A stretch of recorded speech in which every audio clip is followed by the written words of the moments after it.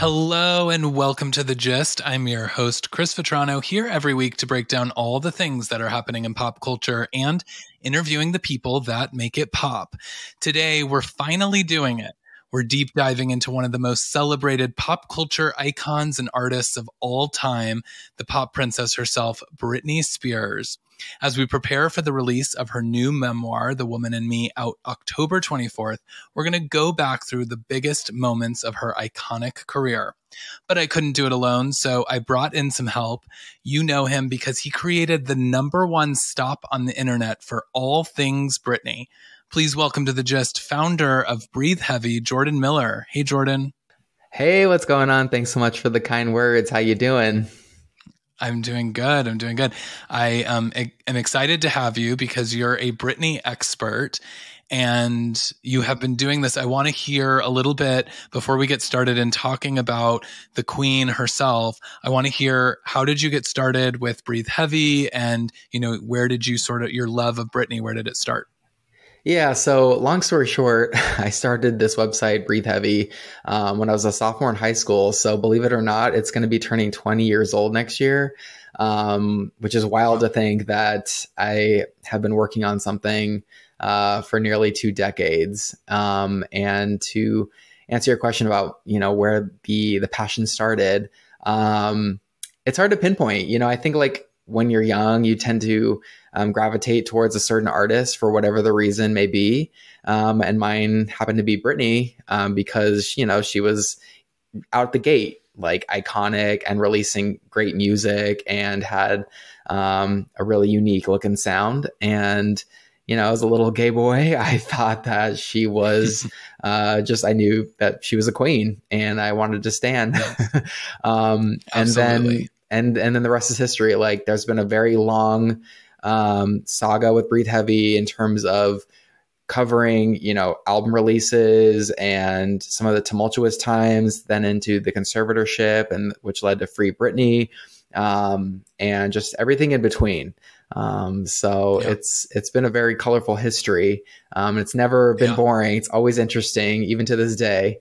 But very grateful for Breathe Heavy and the community of fans, and of course for Britney. Yeah. Well, and as you said, it wasn't just the little gay boys like us that found, a spark with Britney Spears, because she's sold over 150 million records worldwide. She's one of the best-selling artists of all time. And after first appearing on the Mickey Mouse Club, which is where some people were first introduced to her, she signed with Jive Records at just 15 years old. And then Baby One More Time came into my life. And from that moment, I talked about it. I think it was in the last couple of episodes, I had talked about how Baby One More Time impacted me and how I found that song and was immediately this is my bitch. I love her. I need everything about her. From that moment on, was Baby One More Time also your first introduction to Britney, or was it later? No, definitely it was the Baby One More Time era. And I just recall kind of one of my earliest memories of Britney is being at Borders, which no longer even exists, and looking at CDs, which also kind of no longer exist, and seeing the album cover and flipping the CD around. And I looked at the track list and I noticed there was a song called Soda Pop. And I was like, this has to be good. I just know it. I just know it's going to be a bop. And, sure enough, that album, changed my life in many ways. And it's just crazy to look back on, when I even just now kind of verbalizing some of these thoughts of looking back at a time when Borders doesn't exist, CDs don't exist, just the format of everything. And then to consider, the boom of digital media and social media, and how that really in many ways has complicated things, I think, as a fan to an artist, and vice versa. So there is a bit of nostalgia, of course, when I reflect back on some of the simpler times. And I know I sound like a grandpa being back in my day. But 20 years is, 20 plus. I think Baby One More Time came out 25 years ago as of a couple days ago. I think the anniversary just hit. Yeah. And there's only so many things in life that remain that consistent, and music is one of them. And, you know, I'm sure you can speak for yourself, but like for me, it was, you know, Britney's been a huge staple in my life, and just in a lot of areas. And so, yeah, it's just like fond memories to look back on.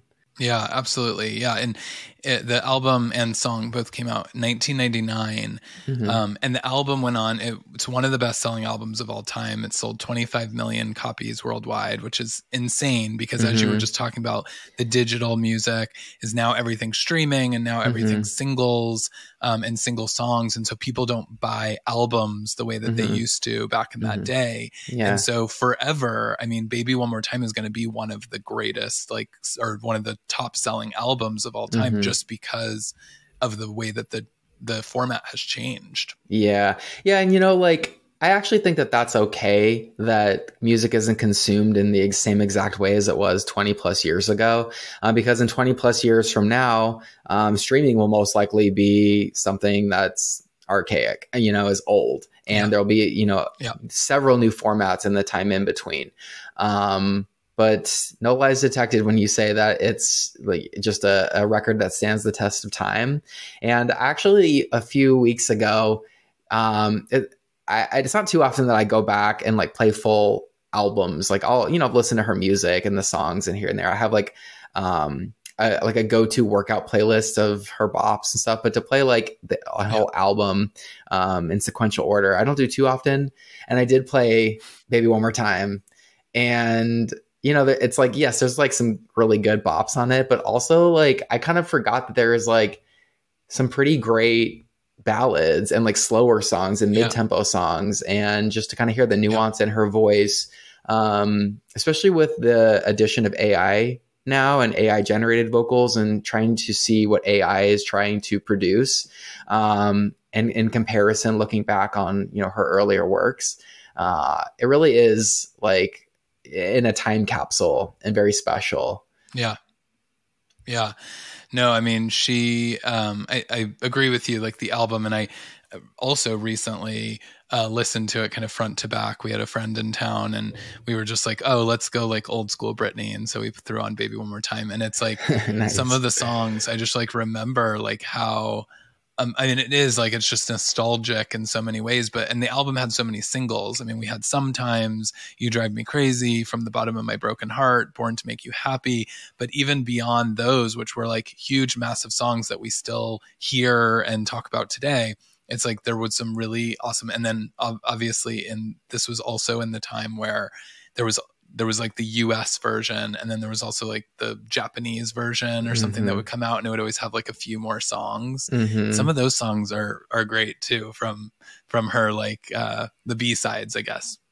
Oh yeah. B-sides, like, I mean, I guess who's not a big fan of them, but there's like something special about songs that were left on the cutting room floor or that were releasing kind of like, not like a wide release. And I tend to gravitate towards them quite frequently and look them up on YouTube if they're not like officially released on Spotify. And I mean, that goes, you know, throughout her entire career. Every album has B-sides that have surfaced. And some of my favorite songs of Britney in general are unreleased music. And I think that's part of why it's like the allure of, you know, it's kind of feels like a secret, like you were part of this exclusive club that, you know, not the general public doesn't really know about these songs. It makes them a little bit extra special. Yeah. Yeah. I mean, it's the true fans, right? Like we know that, like I said, Baby One More Time, one of the greatest selling albums of all time. I mean, it also, you know, at the time debuted at #1 in 15 different countries. And the single also, Baby One More Time, sold more than 10 million copies. It sold 500,000 copies in its first day, and is also one of the best selling singles of all time. And so obviously people talk about that song. And then, but I think the other thing that, you know, Britney did with this sort of introduction at Baby One More Time is the videos. And you were talking kind of about like some of YouTube is what made me kind of think of it, is like, because that's where I really go to for Britney, like nostalgia, is she was like the video queen back in the day. You Drive Me Crazy, was the first making the music video or making the video that MTV did. I remember like when it debuted, I was obsessed with the idea of the concept of the show itself, but then for the first episode to be crazy was in itself crazy. I was obsessed with that video. Is there one that like stuck from the Baby One More Time era that stuck out for you? Good question. I would also agree with you about Crazy because I do remember, you know, the MTV special, and there's like this funny memory that I have of that song and that episode on MTV where it really hyped up the song. And this is like kind of embarrassing to say, but there was like a talent show at my school, and I believe at this point I'm in 6th grade, and some of the most like popular girls in school for the talent show, they put together like a dance to Crazy, and they had like their little like crop tops and they crimped their hair. And I remember being like wanting to be a part of that. And I was like, I could be like, I play a role or whatever, but like, it just, you know, you're not confident enough in 6th grade to really put yourself out there to be like, no, I need to be in this talent show. I have to be a part of this. I mean, I did end up like doing a whole freaking like entire full blown website and community for 20 years. So I did end up making up for it, but clearly that's still a point of contention. Yeah. Yeah. No, I mean, I feel like, you know, I always related to Britney, because I was obviously in school as well when she was at her biggest, is I always like assumed or like thought of Britney as the most popular girl in school, and was like, oh yeah, this is like, if I went to school with Britney, like she'd be the most popular. And then of course the popular girls were the ones that were doing those things in the talent shows, singing Britney Spears songs. And so it was like, it felt right. Yeah, I tend to agree with that. Yeah. Well, so she had this like incredible kind of start to her career, unmatched for most would say. I mean, the story in which she sort of like skyrocketed to fame really felt like it happened overnight. And then not long after, just a year later in 2000, she released Oops, I Did It Again. Also debuted at #1. It sold 1.3 million copies, breaking the record for the highest debut sales by a solo artist in its first week, and has gone on to sell over 20 million copies worldwide to date. Tell me about your thoughts on Oops. What happened? Where were you when it came out? How were you like, what were your thoughts when she kind of transitioned to this Oops, I Did It Again era? Interesting to reflect also on that, because that's also 20 plus years ago. And what were my thoughts? I think that I thought that at this point I'm a full-blown stan. And I remember talking to my friends. I used to do gymnastics as like a team gymnastics competitor. And I remember talking to my gym buddies about the music video and the album when it came out. And I remember most of my friends commenting on how like hot she looked in the video. And I remember thinking like, yeah, like she's definitely fierce. But I was like, but like, you know, the songs and like her looks, like I was definitely looking at it from just a different angle, obviously unknowingly at the time, because I was still pretty young. Right.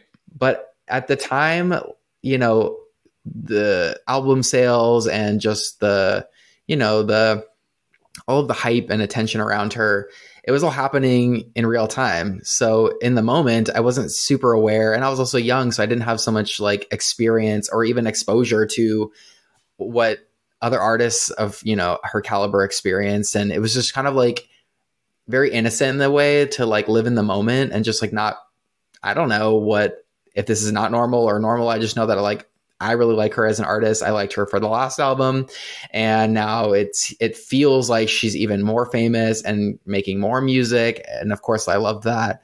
And you know, it is again, like it's this theme of like, just like a precious time because we were like all very young. Yeah, it was, for me, it was definitely like, I felt like it was a departure from the first record. I remember like getting the album, I think like I had to get it after school or something the day it came out, and putting it in and just being like, oh wow, like this sounds like funkier. It sounds like sexier.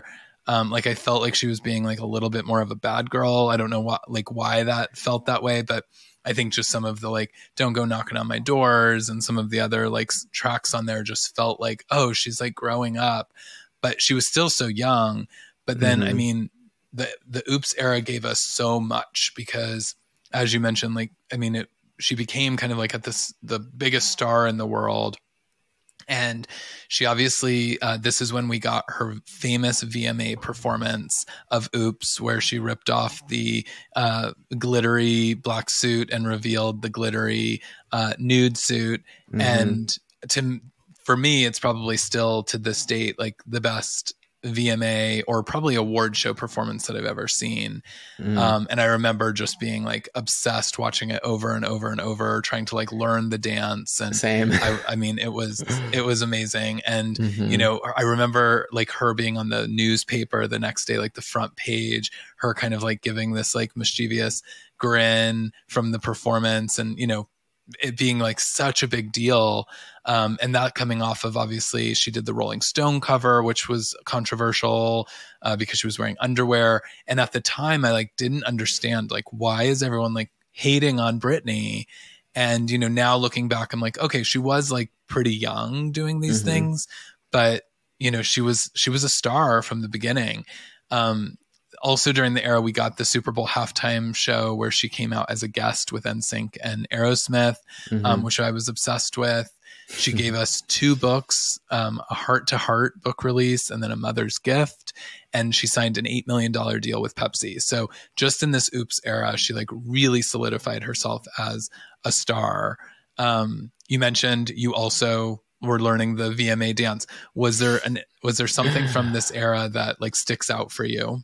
Yeah, well, first, definitely want to comment on that VMA's performance because it still remains like one of my favorites. And yes, I do recall at the time, like learning just trying to like be in my room and like live my best life and like recreate the scene where she like, you know, throws her hands on that like the stair railing and then goes up and down and then turns her head, walks, and then just like the rest is history. And she, you know, reveals the nude tone glittery outfit. And I love your perspective of like looking back and like actually kind of analyzing the music and comparing it from one album to the next. I definitely wasn't like aware enough, I don't think at the time, to like have the tools to do that. And I think like in hindsight, I could tell the music was a little bit more up tempo, kind of like how I mentioned that Baby One More Time had like a lot of mid tempos and some ballads and a little bit slower. Yeah. I definitely, in hindsight, realized that Oops, I Did It Again was more fast paced. It was more like what we would consider quote unquote pop. And I do remember at the time liking that more and gravitating towards that more. Right. And, you know, as we kind of like venture into these eras, you know, it continued through the Britney era and so on to get immersed more in pop. So I think like kind of playing off of what you mentioned, like I do recall feeling like, okay, these songs are like, these are my vibe. Not that the other ones weren't, but those were like more my vibe. And it was really like at that point, I think I started to kind of explore like my tastes in music, which led me down to, you know, kind of looking at other artists. But, you know, of course, she's kind of remained on this, you know, on this pedestal for me as I was a kid. And also, side note, I'm loving all of the data you're presenting. I work for Amazon and data is like such a huge part of everything. So, you know, props to you for doing your homework and bring in the receipts. Yeah, you know, well, I have to have some kind of facts on this so that I don't just gush about her for an hour, and because I could do that too, but have to like also bring some facts so that people know why I'm gushing. Gotcha. Because like even though Britney was like the biggest star, and you know, also I mean at the time, because like this bubblegum pop like craze was starting. Obviously, there was the boy band era. We had the other Britneys, the Christina, Jessica Simpson, Mandy Moore, like we were getting all these people. But, you know, in music in general, people always talk about the sophomore slump and that's going to be like, you know, can they do it again? And I think like, you know, in this era, like Britney really showed, yes, I'm here to stay. I'm like a staple in pop. And then, as I mentioned, like there was all these things, the $8 million deal with Pepsi. And, you know, she was really just starting to solidify herself as the celebrity and one of the biggest stars of all time, really, in that moment. And as you started to allude to, is in that kind of continued on into 2001. It was crazy because, you know, she was also doing all these albums one after another, just with like a year apart or really no breaks. So sometimes it all feels like all of these things happen together. But in 2001, she released Britney, also debuted at #1, sold 10 million copies worldwide. It was a more adult record. She, you know, definitely like wanted to shed sort of this like young girl image that people kept putting on her. So she had "I'm a Slave for You," "I'm Not a Girl," "Overprotected," "I Love Rock and Roll," and "Boys" were all the singles. She went on the Dream Within a Dream tour, probably like at the time was one of the biggest tours. It grossed $43.7 million. And we also in this era really got the height of the Justin and Britney relationship that became such a focus. And we got her first major motion picture, Crossroads, in 2002. So tell me about the Britney era and kind of like what you remember. What are your highlights from that era? So the Britney era, I think, as I'm taking this trip down memory lane, this is when I really started to follow more of like the, I think, artistic side of her career. And I was really into like knowing about the photo shoots that she did and who the photographer was and why they styled things a certain way and the album artwork. That's when I really started to kind of like have more of like a marketing lens, even though I was still fairly young. And at this point I'm visiting, you know, fan sites to keep up with all of the news. I mean, you listed out a bunch of things that she did, but there was, you know, countless other events that she would go to, or there was paparazzi photos. And I wanted to like really absorb all of that because, you know, at that point I went to like a really hard private school and I was competing in gymnastics, which was at least 3 hours of training every single day, 6 days a week. So I really had this bit of like an escape, I guess, to be able to like just immerse myself in this world. And follow her career and just take my mind off of the day to day of just having to push myself, you know, in all those areas. And in terms of like kind of some shining moments from the Britney era, I really remember being impressed with "Slave for You" because her working with Pharrell and the Neptunes, it was a different sound for her. And I remember someone that I knew, I believe it was my cousin, she said how Britney's vocals just sound like robotic and fake. And I just remember thinking at the time, like, I didn't necessarily even agree with that, but I also thought like the overall production of the song and like the vocal and all of it tied together, it was hot. And I was like, that's what, you know, makes a great pop song. That who gives a shit about you know, if it's 100% organic vocals, like it's supposed to be a pop record. It's supposed to allow you to take yourself out of your day to day, which I was unknowingly doing at the time, and presumably still doing. So definitely the music again was like another evolution. And I bought in. I loved the sound of the record. I remember, you know, you mentioned Crossroads. It's super fun to see that the movie's coming out again in a couple weeks for fans to kind of like relive. And that produced the, you know, the iconic "Slave for You" performance of the VMAs, which I think I mentioned the 2000 performance is maybe my favorite. I don't know. The "Slave for You" one was just, I remember at the time watching it. And this is, you know, really, I mean, the internet was around, but TV could get away with airing something on the East Coast and then waiting 3 hours and no one knowing on the West Coast. So when I saw it, it was news to me, and that would never happen now. Exactly. And I remember like seeing the snake and just being like, she is so like badass. And I just felt like she was fearless. And of course there's like interviews that she's done, you know, saying that was a little bit of a terrifying experience for her. But the point is that she exuded this confidence, and it's something I've always like admired about her.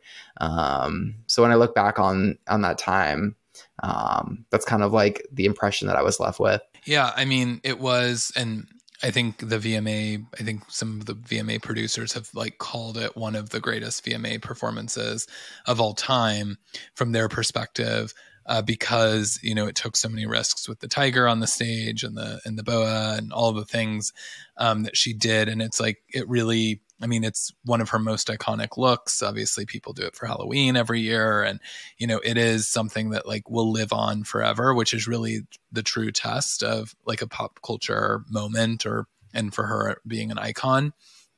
And, you know, it was just this like incredible time where you kind of alluded to this, is that in this era was really when paparazzi and where like Britney's behind the scenes, it was like, she was the biggest star lit of, you know, being the pop princess in her first 2 records, but it was really like it took another level where people became so obsessed with her and what was happening behind the scenes. A lot of that was like the Justin and Britney romance, and that people became obsessed with. And so it really did start shifting the way that we consumed things, because like you said, the internet was starting to come around. Like it was really like, oh, I can go online and start learning about all of these other things. And so it really like became that, as well as her career, which she was sort of like fighting both things.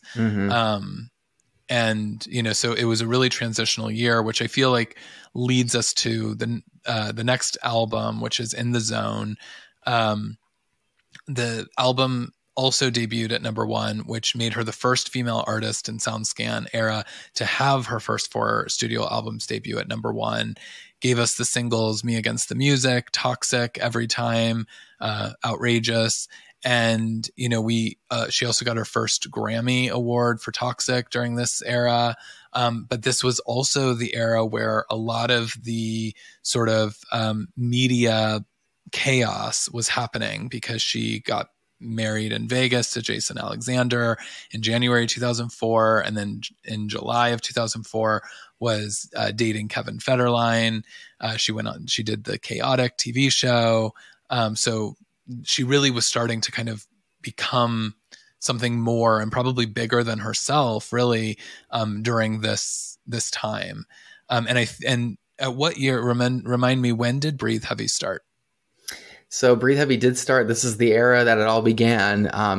It started in 2000.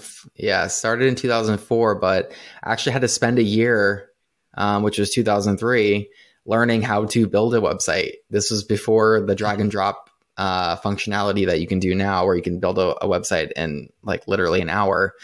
This was learning how to code. So I was following along on the Britney saga and seeing how, you know, just the magnitude of everything, which, you know, inspired me to want to make a website and have like a place where people could go to read about her. I wanted to be someone who could like produce the news. And yeah, so long story short, I spent a year learning how to do it and then launched it the very last day of my sophomore year in June 2004. School ended, went home, it was already built, and published it. And I was publishing it to like no one, because no one knew about it. And I don't know. At the time, again, it was just like a good, innocent time where it didn't matter to me about traffic and engagement and all these metrics that I try to hit now, which, you know, for the most part, I try to look the other way because I want to enjoy it, and it kind of takes the fun out of it. Right. But yeah, it was 2004, the In the Zone era. Yeah. I thought that was probably about the time, because I remember I've been on Breathe Heavy back in these days. Like I remember finding, because I think what Breathe Heavy did is when the media was really starting to turn on Britney during these times, because she was, you know, becoming, I mean, she was truly just a 20-year-old or however old she was at that time, like doing what most 20-year-olds do, which is like go out, party, do things. But it really took like a different shape, because apparently she needed to be a certain kind of role model. And so the media really turned on her. And I think what Breathe Heavy did was it gave people like me who wanted to follow the news a place to go and like hear positive things and like talk about like, yes, this thing is happening, but there was always like, you knew that you were reading something from a fan. So you knew that you weren't going to like get a perspective of like, we're just selling the paper and we were trying to make it shocking just to like, you know, get the headline. And so I remember that being kind of like the reason that I would go to Breathe Heavy back in the day. Love that. Honestly, I really appreciate you saying that, because that is still the lens that I try to look through. It's still, you know, along the way I make mistakes and I posted things that I look back, I'm like, that probably shouldn't have, or maybe I shouldn't have said it like that. Or, you know, I frequently kind of run into these forks in the road, a crossroads, if you will. Sorry. There we go. But that's one thing that I've always tried to do is like spin the news in a way where it's like, this is what's going on. And it may not be like the most, like kind or like lighthearted news. It may be like a tough pill to swallow, but I've never been a big fan of looking the other way. And it just feels like a bit of censorship to me. I feel like there's a way you can go about sharing information that's relevant. You know, not everything needs to be shared. And there's plenty of things throughout the years that has crossed my path that I choose to, that is an appropriate time to look the other way or to make that decision of like, this isn't a good fit for Breathe Heavy. And, you know, along the way, I've gotten a lot of criticism for, you know, certain stories or my stance, or people saying I'm, you know, part of the conservatorship team, or just like all of these kinds of crazy things. But to hear from someone who's been, you know, kind of following along for this amount of time, to highlight the point that I've always tried to, especially from the very beginning, portray Britney in a positive light. I appreciate that greatly. Thank you. Yeah, of course. I mean, and you know, I mean, it's ridiculous to say that you're part of that like grouping of people because of like, you are such a fan and that's where all of this came from. And also like, you know, you don't have to apologize for, you know, saying things back in the day because the time was different. I had a music blog, for many years that I ran and wrote things. And, you know, I have written some very unfavorable things that I hope no one ever finds, you know, that just aren't very nice. And it's nasty. And like, you know, it's the days of Perez Hilton. And like, that was what seemed like, you know, what people were sharing their opinions online for the first time, really, and saying whatever they wanted to. And, you know, even today I have lots of opinions about Britney, but I, you know, it's taken me a long time on this podcast to even talk about Britney because, you know, I want to celebrate what Britney Spears is and was, and I don't want to like focus on the things that, you know, now could potentially do damage to her in some kind of way, when with all these people talking about that. And so it was a different time. And so, you know, if you wrote something that somebody doesn't like today, like, you know, apologize for it and move on, because what you were doing, I think, is like you were still celebrating who she was, which was sharing the news about her. And so I think that that's still great. Thank you. Yeah, you're right. It was like the internet, you know, back. So now we're kind of like venturing into the next kind of era here, the blackout era. And this is really when I think the internet was at its meanest. It's still, you know, can be a very dark place, but I think millennials, the people who grew up with the internet, we've all, for the most part, collectively tried to, I think, raise the bar. Obviously, there's still just tons and tons of negative people, and there's a lot of people who just say terrible things, and there's no accountability. But having a website, I was always held accountable, and I always had to make sure that I tried my best anyhow to make sure that whatever I would say, it put Britney in a good light. It felt good, but there's times where, you know, you're not sure of how to proceed with the story or whatnot. But you kind of mentioned some of the other blogs from back then. And it's like, yeah, that was like how you became a kind of a media force. And I, in some ways, was mean. Looking back, I was not mean towards Britney, but people around her. Right. still like kind of share the same sentiment that I do now with some of those people. Like I'm not a big fan, but how I would go about using my own energy to write about them or to drag them, I just don't do now, obviously. And that's what happens when you're, now at this point, I believe in the blackout era, I'm 18, 19, 20 years old. That's what happens when you're that age in comparison to me being 35 years old now. You grow and you learn from those experiences. But in terms of Britney, like always was like, I have her back. Like she, and still same to this day. Like I'm just, I'm like, and now I have like this, not to jump ahead, but it's like to compare and contrast the two. It's like now I have like an even bigger and wider reach on the internet in comparison to them. Like BreatheHeavy got a lot of traffic back then, but it's been all these like stepping stones to be what it is now. And so now I have to really make sure that what I put out there, I have to like really think about. And anyway, there's a whole rabbit hole we can go down with this, but we'll kind of like pivot back to the iconicness of Blackout. Yeah. And, before we jump into Blackout too, like, as you were saying, like this was really the height of all of the kind of like media. She, when she had to cancel the In the Zone tour, a lot of things sort of ensued. I think chaotic being the TV show is like kind of the right word for all of that. Because between 2004 and 2007, she also released the first greatest hits album with My Prerogative. She had both of her sons. She divorced K-Fed. It's also when, she famously shaved her head, and which people, remember when they think of her, obviously.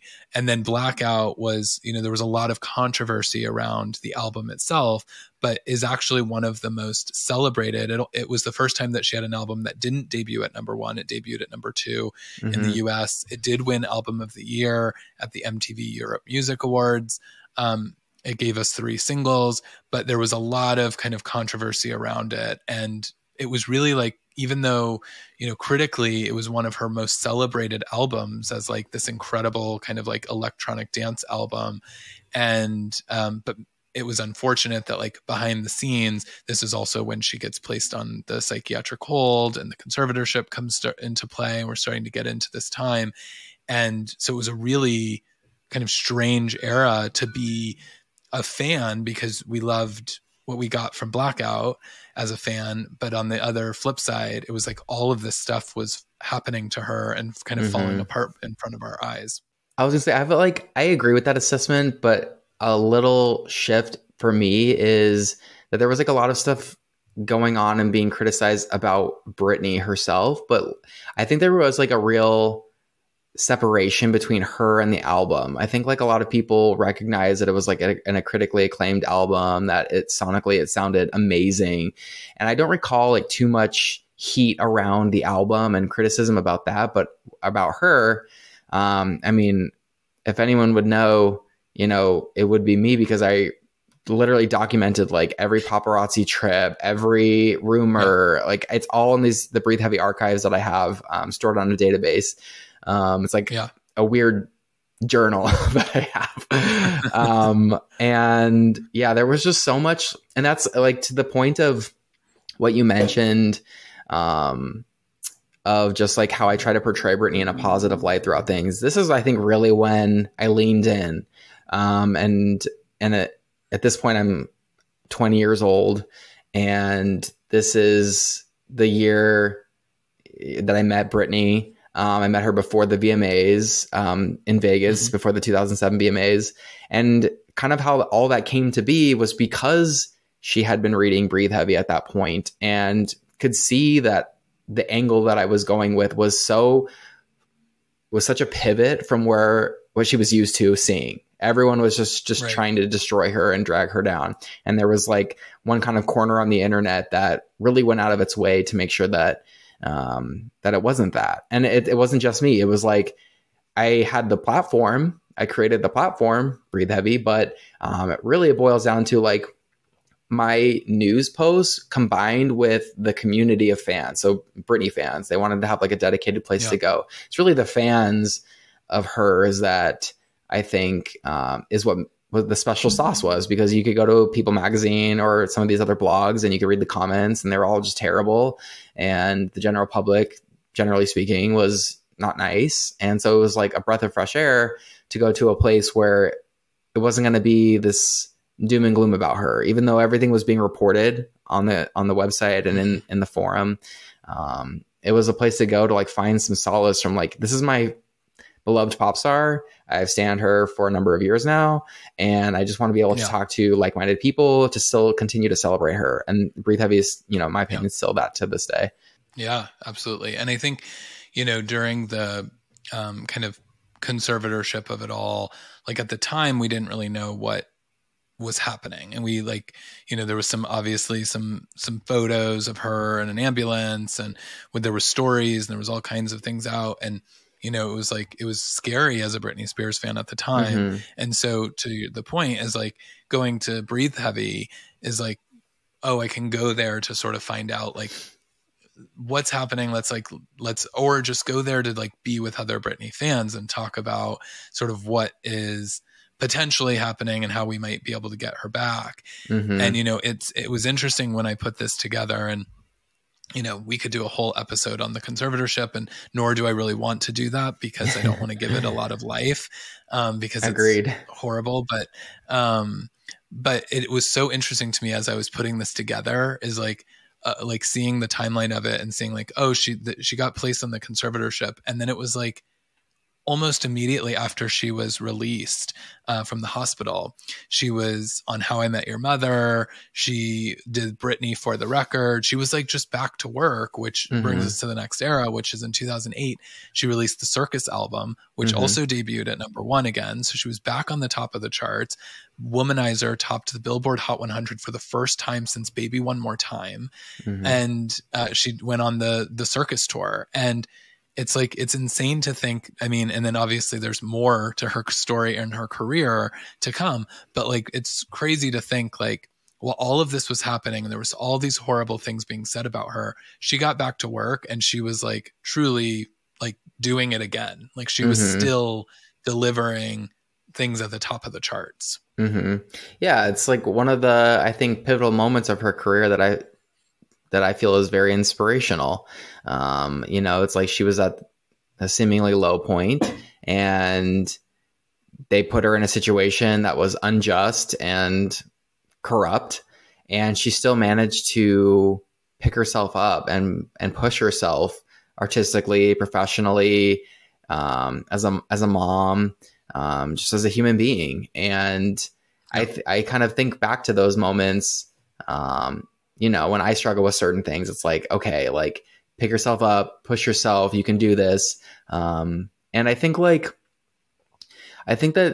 there's like two sides of the coin here when it comes to like her kind of this quote unquote resurgence with Circus. It's like on the one hand, I personally do well when I have structure, and work. I tend to thrive a little bit better than if I'm just left to my own devices and have kind of like a super open schedule. But at the same time, I think in her case, it was like used as a tool of like, if you do XYZ, then you'll be out of the situation. And she played the game that they forced her to be in.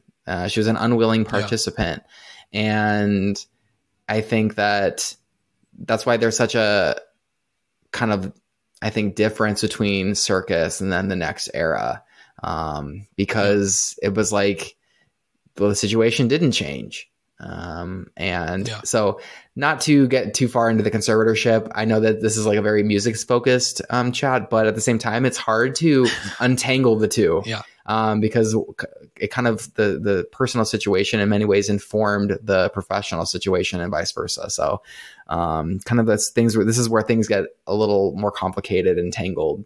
And I mean, it is music focused and celebrating who she is, but it's part of her story. And I think I'm hopeful, not to jump ahead, of like The Woman in Me and the things that we might learn and like what Britney could actually do for conservatorships and people that are in similar situations for the future. And so it's definitely part of her story. And, you know, I think it is interesting. We'll transition to go to what you said is she released the singles collection after Circus.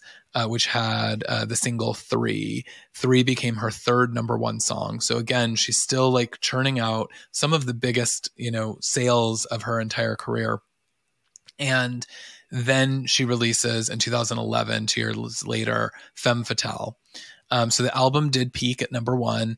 Hold It Against Me debuted at number one. It also had these singles Till the World Ends, I Want to Go. And it's the first album in which 3 of its songs reached the top 10 of the charts. So, and then it also had Criminal. This is also the time where we got S&M Remix with Rihanna, which became her 5th number one. Be in the Mix remixes came out. She was on the X Factor. She had Scream and Shout with will.i.am, Ooh La La for the Smurfs movie. I mean, girl was busy during this time.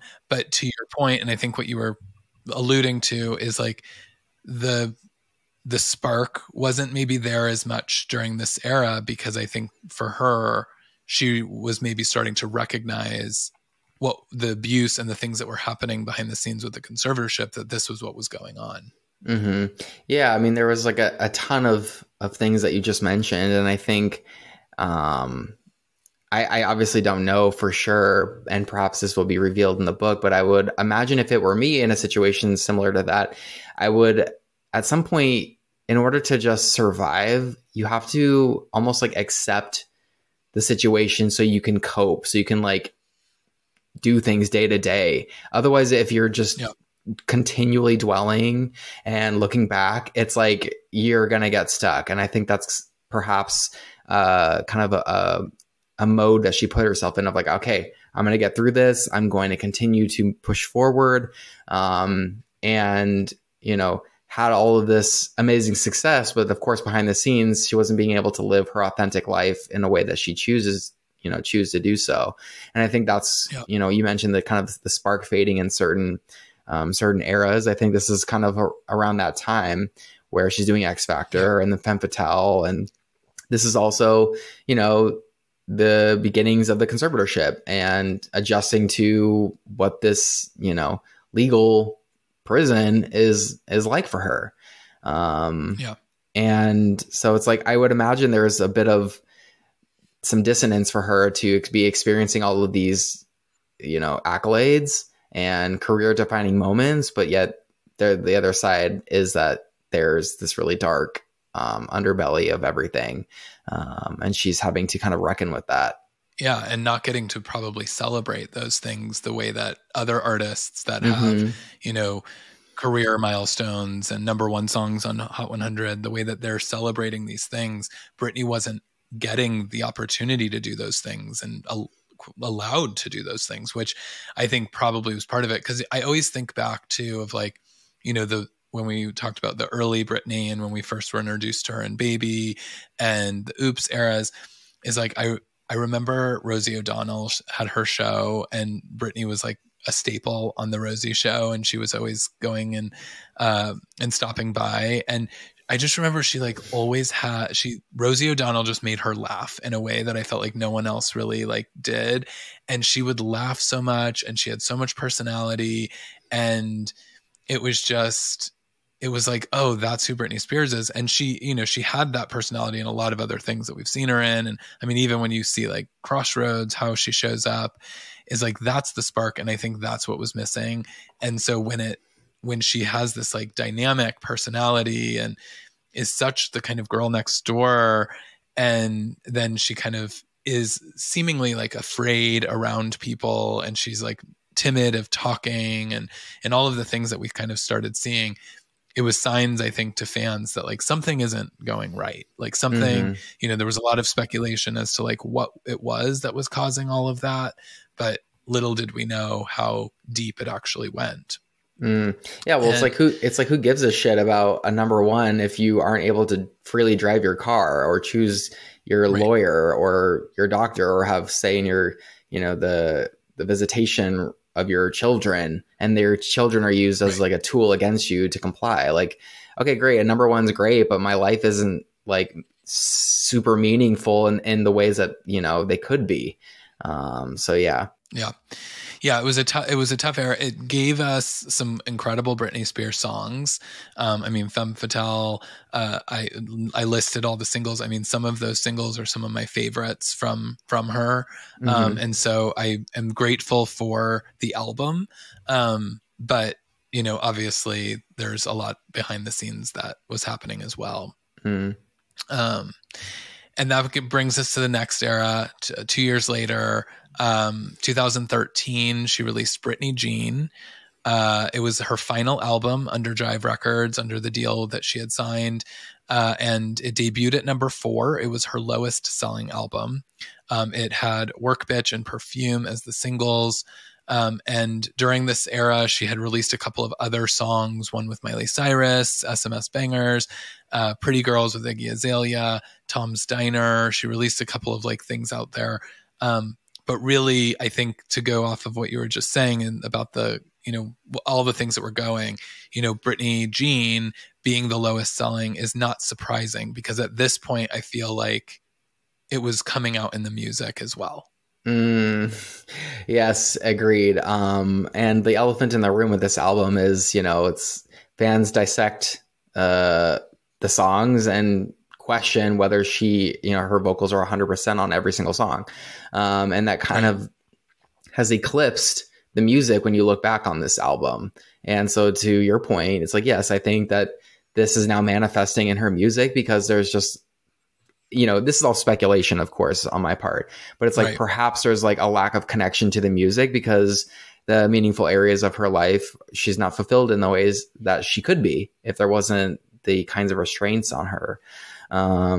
So it, you know, for it to debut at number 4, like whether, you know, I think like there was a time where like the number ones and stuff were like super, super exciting for her. But I think as time went on, I think if she, you know, I think that stuff became less important to her. And it was more about like trying to, find connection and meaning in life. So like I presume, Britney's point of view of like it debuting at number 4 is like, whatever, I have bigger fish to fry. But you know, like fans want her to be like number 1 at all times. And so I remember there being a bit of like some discourse about that. But you know, that album it's got some bops for sure, but kind of like how I mentioned, I revisited Baby One More Time in full not too long ago. It's been a minute since I fired up Britney Jean. So that's all I got to say about Britney Jean. No, and enough said on that too. Yeah, I mean, every artist has one. Sort of, if it has to be, you know, what is this? Was this her 8th album? Now I can't remember. But I mean, it's insane. I mean, that's an incredible milestone to get to her 8th album and have it be the lowest selling. So, and then her final album in 2016, Glory. Again, a lot of speculation, as you mentioned, about like the connection. Was she there? Is she on all of the songs? There was a lot of talk about this with Glory as well. And I think in this era, like, I think it's probably one of her strongest videos that I have, you know, in my sort of Britney Spears top videos of Slumber Party. I mean, I think she looks incredible in that video. I think that like the dances and the way that they put it together, the looks, I think everything was like hitting. But again, we're getting closer to this understanding that like something isn't right. Something's not like all cylinders are not firing quite right with Britney and her team and what's going on. And I think, again, we just sort of got trumped by all of those things during this era. I have a bit of a different kind of recollection of Glory, because I recall feeling like now I feel like I was tricked in a way. Like I feel like when I look back on that era, I knew the conservatorship was still in place and that it was wrong, but I almost like started to, I really felt like she was thriving in that era, even though we know now she wasn't. Behind the scenes, there was things that she was fighting for and all that, but that knowledge wasn't available to us at the time. And I remember thinking like her performances she's slaying. Her body was honestly like, in the best shape, you know, that she had been in a really long time. Like she looked physically like an athlete, and just was doing interviews and doing traditional promo. And I really felt like she was like I think she was in a better place in some regards. And that's why I think like when there's like a lot of conversation about how, you know, Britney might be now and people want the old Britney back and all this kind of like chatter. I have hope for her that she's going to be able to kind of, when she wants to, of course, return, you know, on her own terms. She can, because she's done it before. She, you know, Femme Fatale was, I think, like a bit of a rough patch. This is my own 2 cents. Maybe it wasn't for her, but just kind of like through the lens of me covering everything. It was a bit of a rough time. And then she was able to come out with Glory, where the visuals were amazing and she just seemed so healthy and cogent. And that's not to comment on her now. I just think in 2016, when that album came out, it was really heightened. And I'm like annoyed at myself for kind of like letting myself be complacent in some regards. I would still speak out against the conservatorship when articles would come out and a court date would happen. And I'd be like, it's still happening. But I feel like I lost a bit of my own like tenacity with everything going on in her situation, because it appeared to me that she was kind of had worked through it. And it was like, maybe it was a good setup for her. I thought, well, what the hell do I know? I don't know her. I don't know her situation so intimately, and the doctors, and maybe this is like a good situation for her. And obviously it wasn't. Right. And so when I look back on Glory, I conflate the two. It's like, oh, she was killing it. But at the same time, I'm like, damn, Jordan, like, why did you kind of like just continue? Like I reported a lot about the stories with a bit of like some skepticism, but it was more neutral, obviously, than when it first started out. So to kind of end the musical era on that note, didn't love that. And I'm looking forward to hopefully one day her putting out a new record, and kind of being able to cover it with that kind of tenacity that I had before.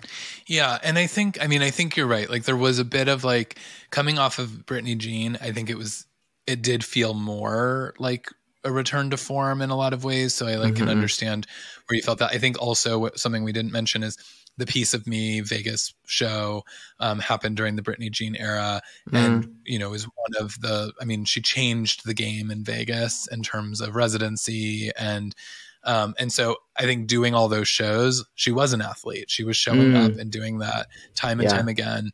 And so I think that like all of that was happening, and then Glory, she was sort of in the music or in the performing kind of mindset from that. So I think that's where we get that in the videos. It's why like as I said, like the Slumber Party video is one of my favorites. But I think that there was something about like Britney used to talk about her music and the creative process of it. And, Max Martin obviously was a big contributor to her career and her musical catalog, but other people that have worked with her have also come out and said like how she shows up and how she has like a lot of thoughts about like how songs should be arranged and where things should have ad libs, and that she was always very collaborative in the studio. And I feel like maybe that's to me what was missing from these last few projects was that I don't know that she was doing more than just showing up and singing what she was told to sing so that she could go home and, maybe get, whatever they were kind of holding over her head in order to do that, which is horrible. But I'll quickly comment on that too. Like, I also think like what you kind of just described, I definitely project onto Britney Jean, but I always recall like Glory of being an album where she did have a bit more control. Like maybe the creative process, I'm not quite sure what that looked like for her,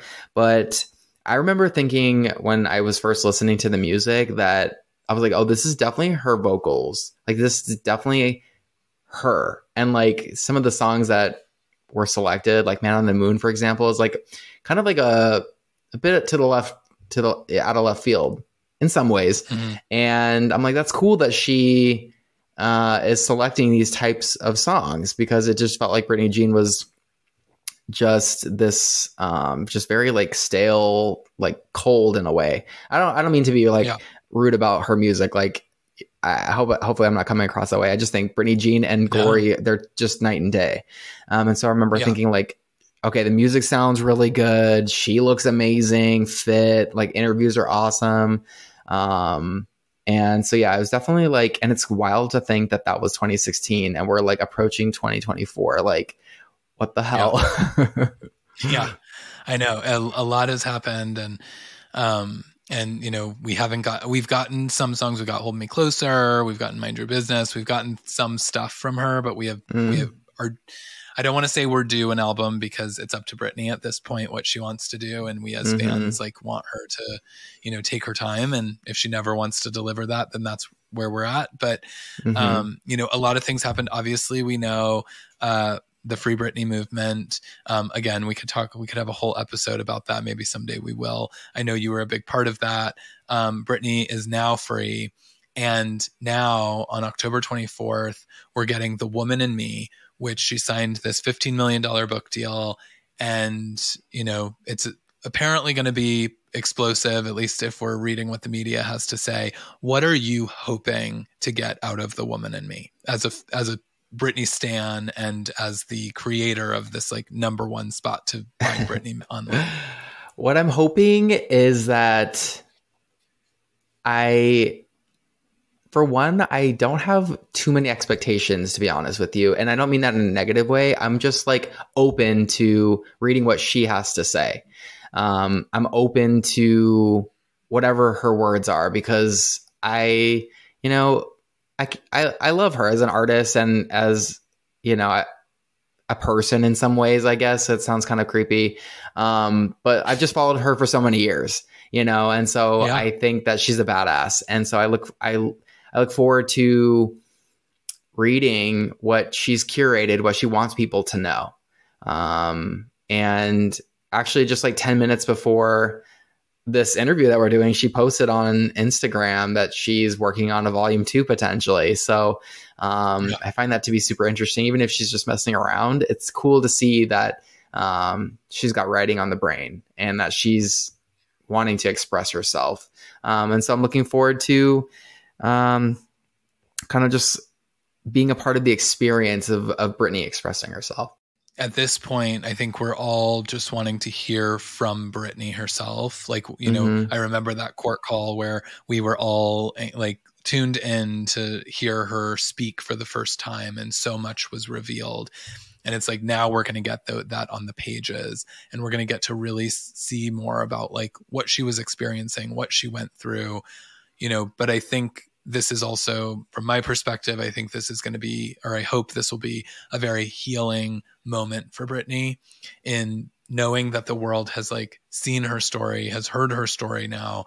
And as you mentioned, the volume 2 is like, maybe that's her starting to come out of her shell again and to go like, oh, now I can explore other areas because I've told this story of the darkness and the things that I went through and, you know, the things that people didn't see when I was, you know, the small town girl that they all thought I was for all these years.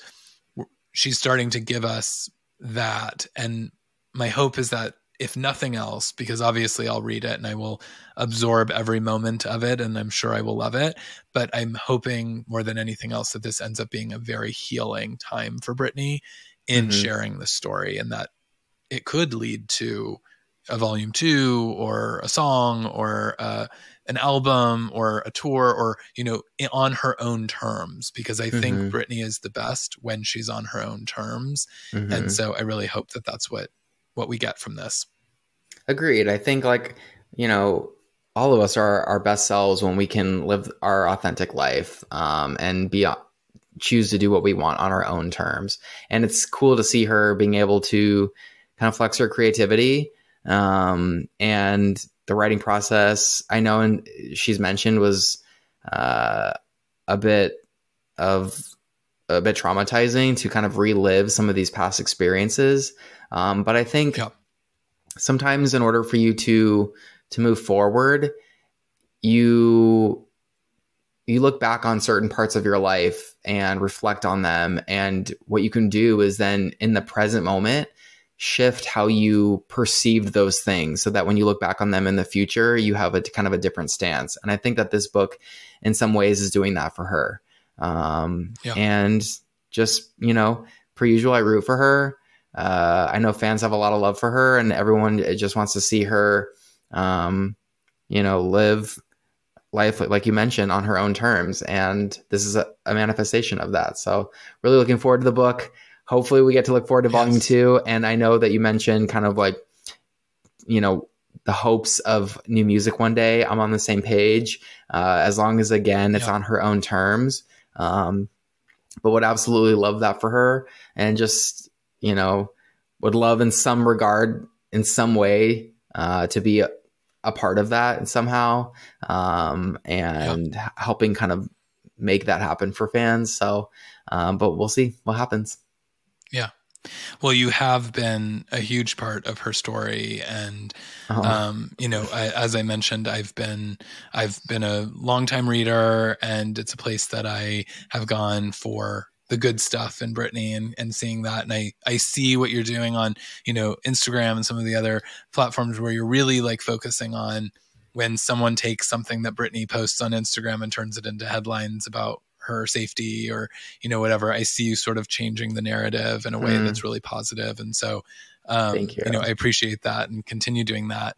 Hell yeah. So thank you again for coming and doing this and walking through Britney. I will be so excited to hear your thoughts on the book and all the things to come. But for folks out there, tell them where they can follow you, where they can, you know, find Breathe Heavy and you, and continue to kind of stay up to date. Yeah. So first of all, thank you so much for having me on the show. You did an amazing job, and I just really appreciate you knowing all the facts and bringing the tea, and just being able to, for both of us, to escape from our day to day to chat about our girl. And everyone listening, thank you so much for listening. You've made it this far in, so you rock. Thank you. And if you want to connect, visit breatheheavy.com, or you can find me on Instagram. It's @breatheheavy. I'm on Twitter and TikTok, and I have a personal Instagram and all that jazz. But just feel free to shoot me a message on your social media platform of choice, and I'd love to hear from you. And just very, very grateful for the Breathe Heavy community, and for Britney fans, and for opportunities like this. So thank you, and sending you lots of good vibes. Awesome. Well, again, thank you for doing this and chatting Britney. And for all of you, thank you for listening. Don't forget, you can get Britney's book. It's out October 24th, The Woman in Me.